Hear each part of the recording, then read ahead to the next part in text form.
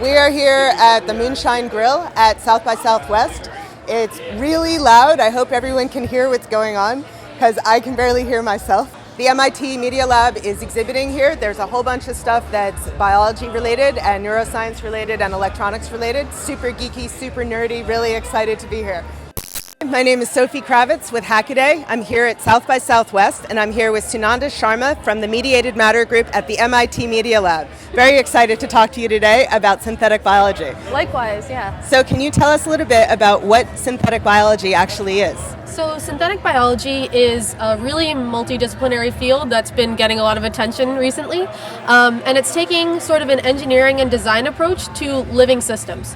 So instead of just looking at pathways that already exist the way traditional biology does, we take apart those pathways and all their parts, so the genes and the proteins that make up everything around us pretty much, and see how we can put them together in novel ways. Okay. So can you tell us about some of the projects that you're working on? Like what kinds of things are you doing? Yeah, so the lab that I'm part of under Dr. Neri Oxman, we look at templating biology for design. So we're a group of designers and we try to see how you can incorporate living material into products on the wearable and architectural scale.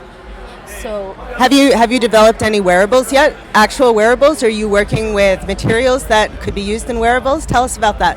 Yeah, sure. So a lot of our work is looking at different biomaterials, so things that are biocompatible, biodegradable, that work with humans and our environment, that can be good scaffolds for bacteria and things like that. So we do have a set of wearables that's actually being demoed at TED in a few days. So can you tell us a little bit about what kind of products you're working on and materials that are being used in those products?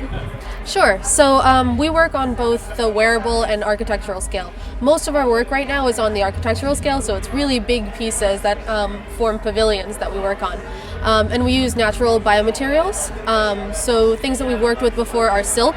A few years ago we had the silk pavilion, which I don't know if you heard about. I did hear about that. Yeah. So I did hear about that. Yeah. So that's one example. We created the structure of the large pavilion, which is hanging in the Media Lab, and we had 6,500 silkworms fill in the rest of it because silkworms are this great robot, essentially, created by nature, that their job is to lay down silk. So we had them help us complete the pavilion. I actually was at the MIT Media Lab and I saw the pavilion. It was amazing. I didn't realize that live silkworms were brought into the building to build that. What other kinds of projects are you working on? Yeah, so one of the projects that we have that's being displayed right now is the Ocean Pavilion.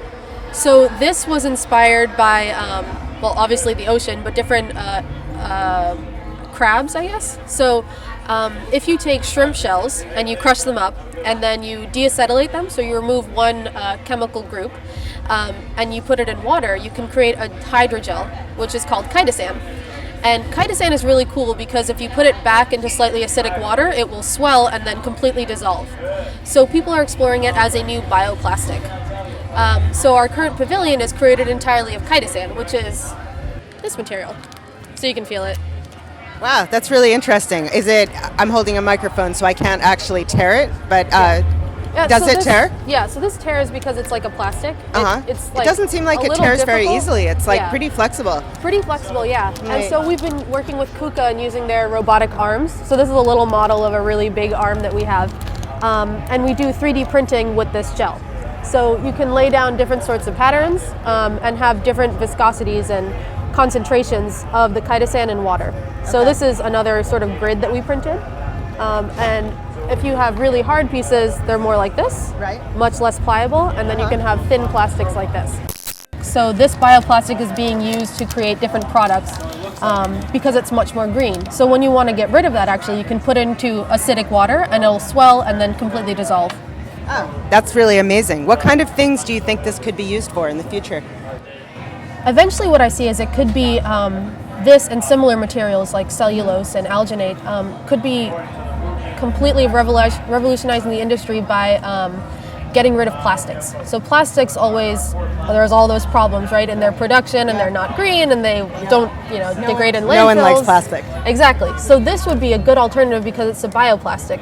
And I recognize there's still a lot of work to be done, but this is sort of what I see as the future. Okay. So do you see this kind of thing being used in bags for shopping? Do you see it being used in clothing? What other kinds of things? Bottles? This couldn't really be used as a water bottle, right? It would dissolve. Well, so that's actually interesting. So you can coat it with beeswax, for example, and then it will become, those are hydrophobic, so they don't want to be near water. So it could actually hold water if you do coat it with the right materials. So yeah, I see it in all those scales, but what our group actually does is sort of create more discussion pieces and create the opportunity to see what could happen in the future. So if this is the spectrum of like synthetic engineering and being in the lab doing flasks and petri dishes and things like that, and this is products that you use every day, we place ourselves right next to SynBio. So taking all these things that are done in the lab, so all the engineering, and taking it out of the petri dish, seeing what we can do when we incorporate that living material into products. So you have how many people in your lab? 6? 8. You have, what are the backgrounds of those 8 people, and how do they work together? So our group is diverse, but it's a really good, fun group. So we have architects, we have mechanical engineers, and we have me as a biologist. Okay. What do all those different people do? What do the architects do, for example? Yeah, so the architects are, they're sort of behind all the design. Okay. So they do design on the larger scales mainly. So they can do all the work with software like Rhino and Maya and things like that. Mm-hmm. So they're the ones that designed what this would be like if it's in a large 3-meter piece. So 2 of our architects, Laia and Jorge, worked on that. And another one of our architects worked on the Silk Pavilion, which we did previously. So Marcus Kaiser was involved with that. And then the mechanical engineers work on several different projects. All of us work on every project together, but different aspects. So they have done projects with microfluidics. They've looked at even the nitty-gritty of the biology and taking an engineering approach to what we do. And I look at how all what we do and all the materials that we use can be used functionally with living systems. So what sort of requirements do we need for that? Yeah, the Mediated Matter group, I would like to move more into biology, so we're actually creating a new wet lab in the Media Lab, which will hopefully be unveiled this year, and it's sort of a designer's wet lab. So we want it to be... What is a wet lab? Tell us what a wet... Yeah, I don't know what a wet lab is. Yeah. Sorry, I'm used to talking to biologists. So a wet lab is when you think of a scientist in a white coat and all that sort of stuff with the pipettes and beakers, that's a wet lab. Okay. So it's called a wet lab because you have materials that are living, generally. Whereas a dry lab is where you do your computation and you can have carpets and wear skirts and stuff. Oh, do you have to wear special uniforms to be in a wet lab? So in a wet lab, you need to have your hair tied back, you need to usually wear long pants, clothes, shoes, those sort of stuff. Do you have to, is it like a clean room environment? Do you have to wear a hairnet and all of that? So in BL1 spaces, which is a biosafety level 1, you don't have to wear a hairnet. Your hair should be out of the way and all that sort of stuff. But when you start working with tissues and harsher chemicals in biosafety level 2 areas, you should be much more careful with your PPE, which is your protective equipment. So tell us about the Media Lab. What is that like to do research? I mean, to us, this is the holy grail of all the places to do research at. So many exciting things going on. What does that feel like just being in there? It's crazy every day. I don't know what's going to show up at my desk. I don't know what sort of questions people are going to ask me, and it's fun every single time. So I actually was an undergrad at MIT, and I worked in the Media Lab then as well in a different group, in the synthetic neurobiology group with Dr. Ed Boyden. So I had sort of had the exposure to the Media Lab, and then I switched to Neri's group because I wanted to explore more the design element of things. So mainly it's just a crazy place, and Joey our director, always says that we do things here that you wouldn't get paid to do anywhere else. So if you can find a job somewhere else, go somewhere else. Don't come to the Media Lab. This is where all the crazy ideas need to happen. Nice. That seems like an awful lot of really cool things come out of the MIT Media Lab. So how would I get this out of... Yeah. Now I have this...